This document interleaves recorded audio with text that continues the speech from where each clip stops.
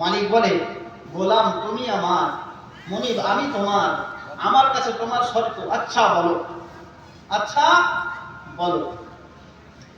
বলে, হুজুর, এক নম্বর শর্ত হচ্ছে আমার এটা যে আপনি আমার কাছ থেকে দিনের বেলা কাজ নেবেন, যত পারেন কাজ নেবেন, যত পারেন কাজ নেবেন, আমি আপনার দিনের বেলা কাজ করব, দিনের বেলা কাজ করব। কিন্তু হুজুর, রাত্রি হয়ে গেলে, সূর্য ডুবে গেলে আপনি আমার দ্বারা কোনো কাজ নিতে পারবেন না, আপনার কোনো কাজ আমি আর করব না, আমি আপনার কোনো কাজ করব না। শর্ত মনজুর? মুনিব বলে, হ্যাঁ ঠিক আছে, তুমি দিনেই কাজ করবা, রাত্রি বেলায় তোমার দ্বারাতে কোনো কাজ নিব না। নাম্বার 2, হুজুর, আমার জন্য খাস একটা ঘর লাগবে, ওই ঘরে শুধুমাত্র আমি থাকবো, ওই ঘরে দ্বিতীয় আর কেউ প্রবেশ করবে না, ওই ঘরে দ্বিতীয় আর কেউ প্রবেশ করবে না।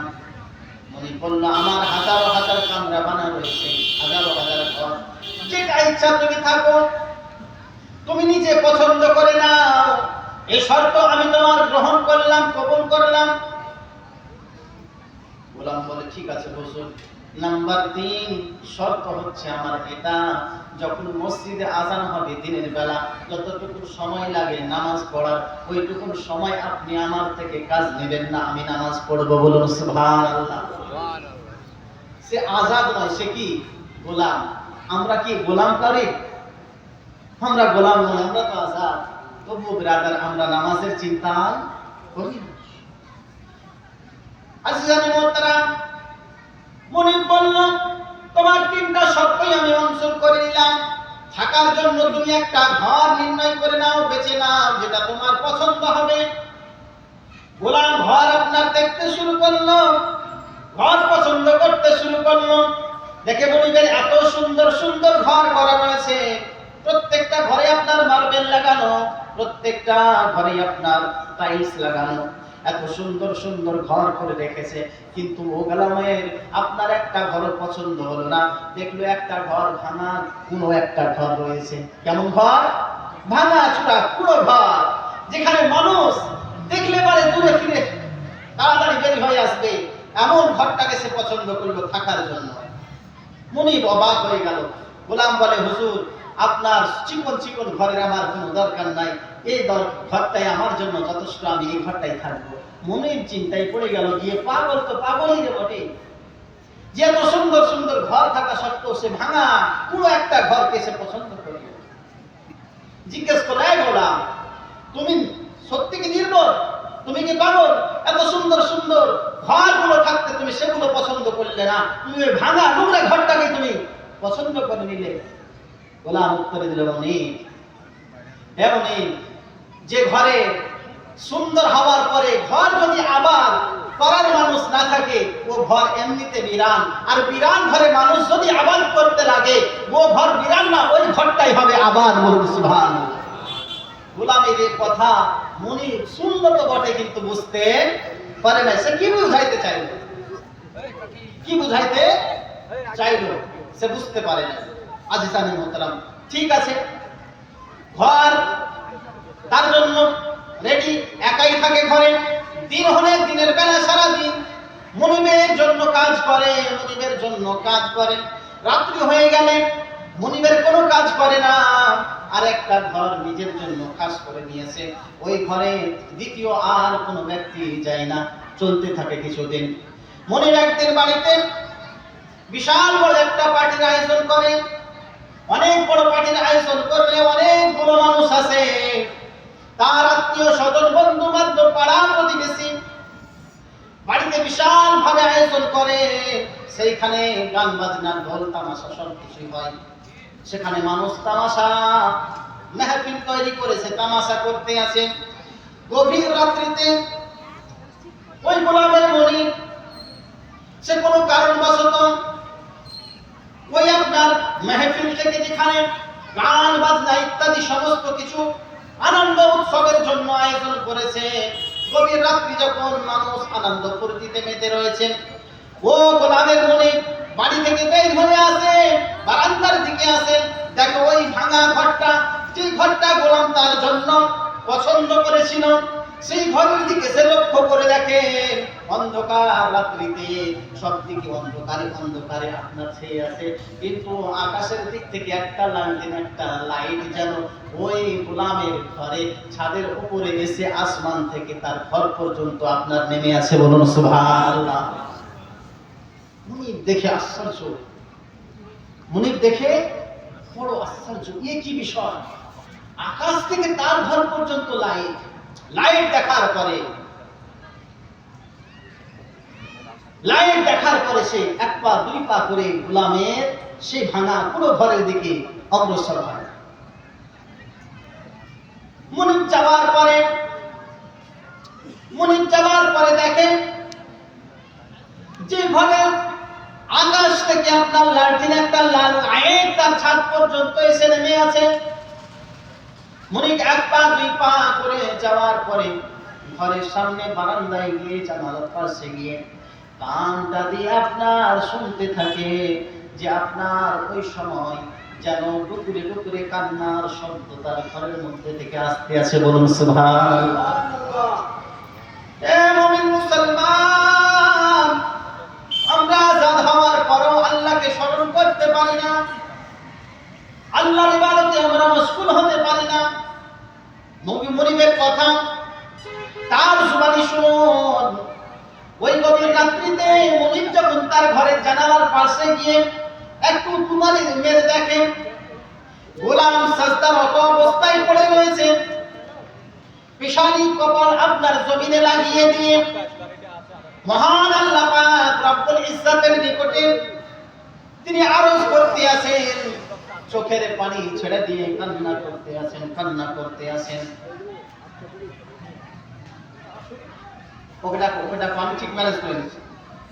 কান্না করতে আছে, চোখের পানি ছেড়ে দিয়ে কান্না করতে আছে আর বলে, ইয়া আল্লাহ, আমি দুনিয়াতে যদি কাউরির গোলাম না হতাম, যদি আমার দুনিয়ার কোনো মালিক না থাকতো, যদি আমার মনিব না থাকতো, হে আল্লাহ, আমি 24টা ঘন্টা আমি তোমার ইবাদত করতাম। বলুন সুবহানাল্লাহ।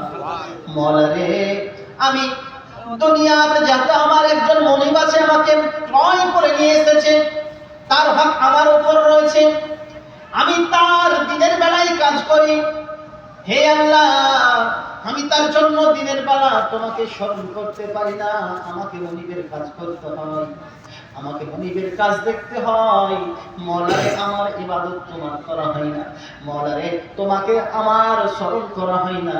ওরে আমার আল্লাহ, আমি দিনের বেলা পারি না, এই রাত্রি কালটা সুযোগ পাই, আমি তোমাকে এই অল্প সময় ধরে আমি তোমার স্মরণ করি, তোমার ইবাদত করি। মওলা, তুমি আমার অল্প ইবাদতটাকে তুমি কবুল করে নাও। বলুন সুবহানাল্লাহ। দিনের বেলা আমি তোমাকে স্মরণ করতে পারি না মালিক, এই রাত্রিতে একটু সময় পাই, এই রাত্রি ঘুম আমি ছেড়ে দিয়ে তোমাকে স্মরণ করি। মওলা, আমার সাজদাকে, আমার তাসবিহকে তুমি কবুল করে নাও। মুনিব যখন শুনলো, সে বুঝতে পারলো যে যাকে আমি গোলাম হিসাবে খরিদ করেছি এ সাধারণ কোনো ব্যক্তি নয়। ইয়া আল্লাহওয়ালা তার স্ত্রীকে ডাকে, আমি হালকা করছি, তার স্ত্রীকে এই দৃশ্যটা দেখায়। পরের দিন স্ত্রীকে সঙ্গে করে নিয়ে ও গোলামের নিকটে গিয়ে হাজির হয়। গোলামের নিকটে হাজির হওয়ার পরে গোলামকে বলে, গোলাম রে, তোমার সব দৃশ্য আমি দেখে নিয়েছি, সব দৃশ্য দেখে নিয়েছি, সব কিছু বুঝে নিয়েছি। হে গোলাম, আজকের পর থেকে আমি তোমার মালিক নই, তুমি আমার গোলাম নাও, আমি তোমাকে আজাদ করে দিলাম। সে গোলাম হঠাৎ এরকম কথা শুনে সে হতভম্ব হয়। তার মানে বলে, আজকের রাত্রিতে আমি তোমার সব দৃশ্য দেখে নিয়েছি, যে তুমি দিনের বেলাতে আমার হক তোমার প্রতি আছে বলে তুমি আমার কাজে ব্যস্ত থাকো, রাত্রি বেলাতে তোমার রবের তুমি ইবাদতে ব্যস্ত থাকো, তুমি চোখের পানি ছেড়ে দিয়ে রবের নিকটে কান্নাকাটি করো। আজকের পর আমি তোমাকে আজাদ করে দিলাম, তোমার আমি মালিক থাকলাম না, মনিব থাকলাম না, তুমি আমার গোলাম থাকলে না। এই কথা যখন সে বলে দিল, আহ বলে একটি আওয়াজ, আহ বলে একটি আওয়াজ সে গোলাম করল, মওলা, এই যে ভেদ ছিল, এই যে রাজ ছিল, গুপ্ত একটা ভেদ ছিল, একটি রাজ ছিল। হে আল্লাহ, তুমি আর আমি ছাড়া তৃতীয় কেউ আর জানতো না। আমি যে তোমার এমন নেককার যে আমি রাত্রি জেগে জেগে তোমাকে আমি রাজি করার চেষ্টা করি, তুমি যে আমার উপরে রাজি আছো। মানুষ তুমি এতদিন কাউকে জানাওনি, আজ যেহেতু তুমি আমার এই পর্দাকে ফাঁস করে দিয়েছো, প্রকাশ করে দিয়েছো মাওলা, অতএব এই দুনিয়াতে আমার এই বিষয়টা যখন আর গোপনে নাই, যখন প্রকাশ হয়ে গেছে, আমি আর দুনিয়াতে থাকতেও রাজি না। হে আল্লাহ, তুমি তোমার ডাকে সাড়া দিয়ে আমাকে ডাকো, আমি যেতে চাই। আল্লাহু আকবার। সেইখানে ও গোলাম এমন একটা আল্লাহ রাব্বুল আলামিনের নাম নিয়ে একটা চিৎকার দেয়, সেখানে জমিনে পড়ে সেখানে ইন্তিকাল করে যায়। বলুন ইন্না লিল্লাহি ওয়া ইন্না ইলাইহি রাজিউন।